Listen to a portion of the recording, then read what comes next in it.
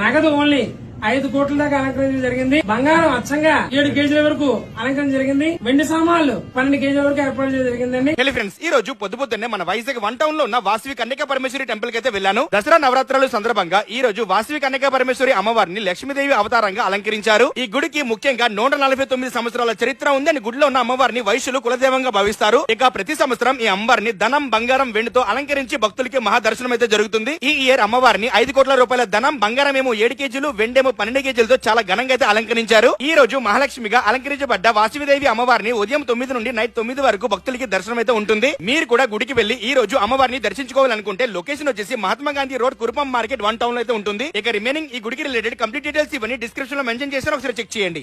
ఆదేవి సర్వభూతేషు లక్ష్మీ రూపేణ సంస్థిత నమస్తస్యై నమస్తస్యై నమస్తస్యై నమో నమః. ఆత్మీయ హిందూ బంధువులందరికీ నమస్కారం.